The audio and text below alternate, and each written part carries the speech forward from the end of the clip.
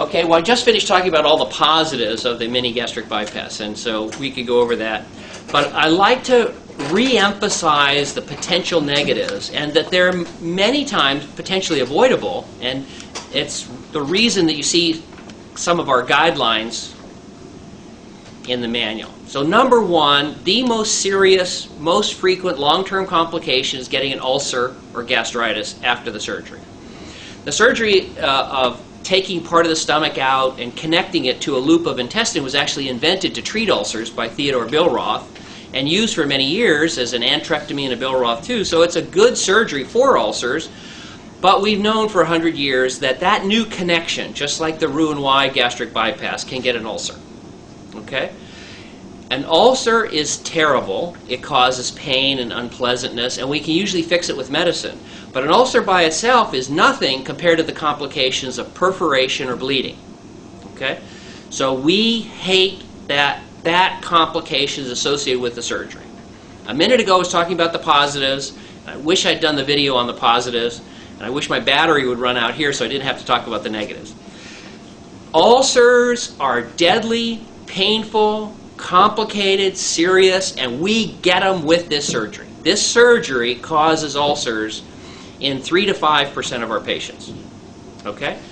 Now, if you want to look on the bright side, that means 95+% don't get them, but you could get them, and they're so serious that, like wearing a seatbelt, we recommend everybody wear their seatbelt and everybody try and protect yourself against ulcers. So what do we tell you? Okay? Well, don't take other things that cause ulcers, because the two together are synergistic in our experience and in the literature. So aspirin plus an MGB, no. No, no, no, no, no, no, don't do it. That causes ulcers, and those ulcers can sometimes perforate and bleed. Don't take aspirin. Motrin, Aleve, and the other non-steroidals, don't take them. They're bad for you. They're not bad for everyone, but they cause bleeding. And as a comparison, I just ran down the MGB and said awful, awful ulcers, 3 to 5%. What's the risk of getting an ulcer if you take a baby aspirin every day for a year, which is recommended to thousands, millions of Americans? About 3 to 5% per year.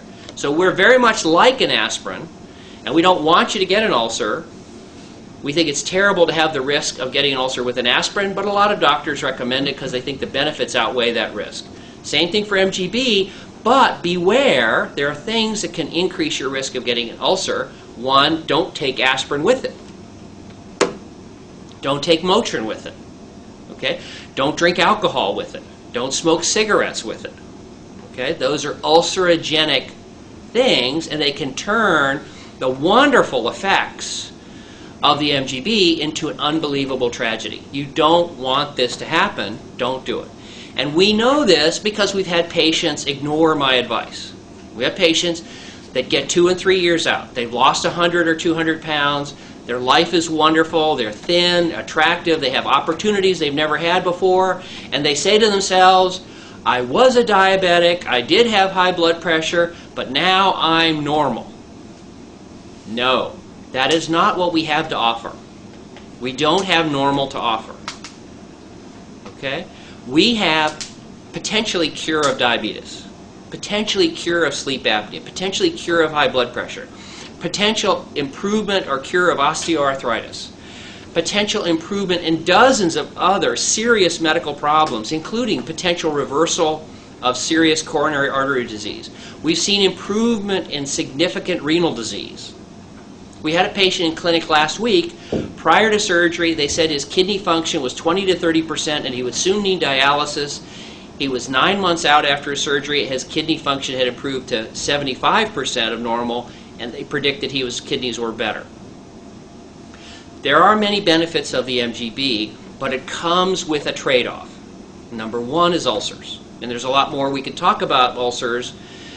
There are ways to protect your stomach we think by taking yogurt, by being very alert to the symptoms of upset stomach and dyspepsia, calling me to alert me because we can treat that, but beware of ulcers. Now there are 2 other big complications, and I'm not going to go into too much detail on these unless you want to. There's videos on this, it's in the manual. But the other 2 big complications we get are osteoporosis and the history and the risk of kidney stones. Okay, many people in America get osteoporosis even without having the MGB. Okay, but you can get osteoporosis after the surgery, so we recommend a couple of things. One is take some extra calcium. Okay. Number 2 is test your blood once a year and see what your blood levels of vitamin D and things are.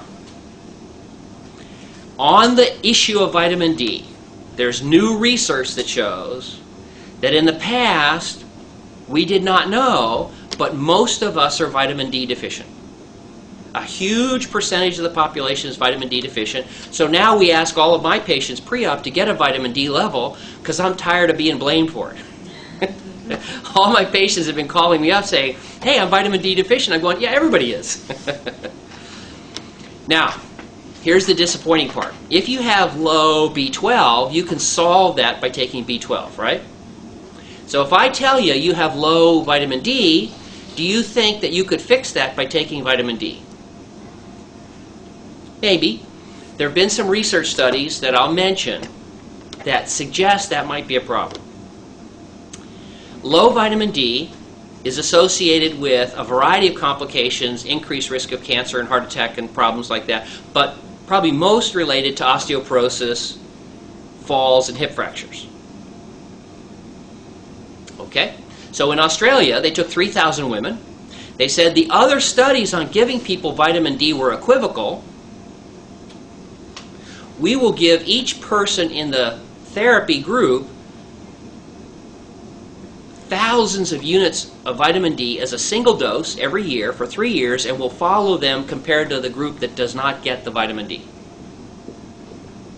Okay, so we have two groups of patients, one who get no extra vitamin D, and another group who both have low vitamin D. Another group gets a lot of supplemental vitamin D every year, and they get blood tests to show their vitamin D levels went up, and at the end of 3 years, they measured their hip fractures and their fall rates. And what should have happened is the group that got vitamin D should have fallen less and have fewer hip fractures. Didn't happen. So there is some concern that just giving supplemental vitamin D might not be as good as actually getting vitamin D where God intended, which is go outdoors and get in the sun. Now, on the other end of this, in the internet, people are watching this, and some of you are dermatologists and you're screaming at the screen. Just a moment. The dermatologist has said the sun is terrible. Stay out of the sun. Sun causes cancer. And what we want to say is it may be that we have gone too far, that human beings should be outdoors and should get sun, and that the living in the dark and not getting any sun at all may be part of why we have low vitamin D. And supplemental vitamin D, although good, may not solve it. There may be more to it in being outdoors and being active in the sun. So my recommendations to patients is, number 1, outdoors every day for a minimum of 20-30 minutes, uncovered with as much of your body exposed as is reasonable for local laws and good taste. And not to go out on Sunday and stay out for 12 hours in the sun and burn yourself to a crisp. We're not saying that. The dermatologists they'll send a group of angry dermatologists down to Las Vegas and I'll be lynched, so I don't want to say that. But sun every day. Buy a dog and take the dog for a walk every day for 20 or 30 minutes. Get outdoors. And that exercise may also be, that plus the sun may be the best thing you can do for your osteoporosis. Other things that we recommend is take some supplemental calcium and get your blood tested and look out for the signs and symptoms of osteoporosis, and the surgery can worsen that because of its impact on the digestion and absorption of calcium. So now we've talked about 2 bad things. 1 is ulcers and 2 is osteoporosis, and both can occur in the general population. They occur more frequently after an MGB, but they're things you can protect against by paying attention. The third thing I'd like to talk about is kidney stones. After our surgery, you can get what are called calcium oxalate kidney stones. Okay? Oxalate is a chemical that's in a lot of foods, and our body cannot metabolize it. So when we get it from spinach and chocolate and other foods, it gets absorbed from the gut, goes into the bloodstream, and excreted in the kidneys in our urine. When it's in the urine in high enough concentration with enough calcium, it forms stones. Again, you do not want a kidney stone. You really don't want to have a kidney stone. I have had a kidney stone. You don't want a kidney stone. How can we protect against that? Well, we used to say if calcium in the urine is part of the problem, you should eat a low calcium diet. That's no longer the case. We found that actually adding a little bit of extra calcium in the diet may actually bind the oxalate in the gut and help protect you from calcium oxalate stones. Now, what kind of calcium supplements can you take? There's calcium citrate, which is better absorbed and better for the bones overall by weight, but calcium carbonate is less well absorbed, but when the calcium carbonate in Tums stays in the gut, it has a better chance to bind the oxalate in the gut and protect you from kidney stones. So we recommend Tums, not calcium citrate. Plus, Tums are an antacid. Antacid, ulcers, so we like Tums. A lot of my patients, for some reason, switch to pills. Don't switch. Please take the Tums. In addition, citrate can also act as a solvent to help protect you from calcium oxalate stones. So we recommend that every morning when you get up, you drink orange juice. Why? It has citrate, which will help protect against kidney stones, and there's good research on that. It's actually better than lemonade. They've both been compared. Number two, if there's acid in the orange juice and you drink it and you have an ulcer, what will happen? You should have pain and you should call me. Every morning, do an orange juice test, drink the orange juice. If it bothers you, call me and fuss me out. Oh, you son of a gun, Dr. Rutledge, I've got an ulcer. And then we would treat you, and there are some things about what we would treat and how we would do that, which I won't go into on this video. So you drink orange juice, it helps protect you from kidney stones. You drink orange juice, it's diagnostic. Diagnostic helps tell us how your gut, your new baby stomach is working. And number three, it's full of good stuff. It's a healthy food. Freshly squeezed orange juice. Good for you. Much better than taking a vitamin. And take a look at all our videos on vitamins and the new research on vitamins, because there's a lot of new stuff. So now, let's summarize. And I don't want to talk forever on this topic, but there are many good things about the MGB. But there are risks, and we know about the risks, and you can, in large part, like wearing a seatbelt, help protect yourself from these risks. Risk number one, I fear every day that one of my patients is going to suffer from an ulcer. So, follow our advice. Don't drink alcohol. Don't take aspirin or all other ulcerogenic medicines. Before you take any medicine, check with your doctor, check with your pharmacist, check online to see if it causes ulcers or gastritis or things like that. Because, for example, the osteoporosis drugs, the bisphosphonates, all cause ulcers. So we don't like those drugs.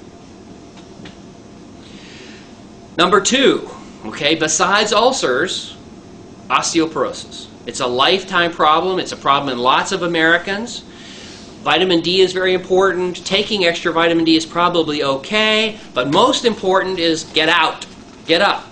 Go out in the sun, walk your dog, get undressed, within limits, and get out in the sun. Now, if you live in Canada, you have a limited amount of sun.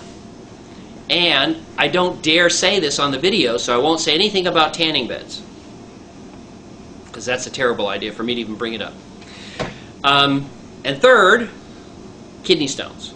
Kidney stones are terribly uncomfortable. They're really common in the world. They're common in our patients. You can take some Tums, drink some orange juice every day for the citrate. You can actually even take some potassium citrate from your doctor if you're at risk. And those are the big complications that we see after the surgery.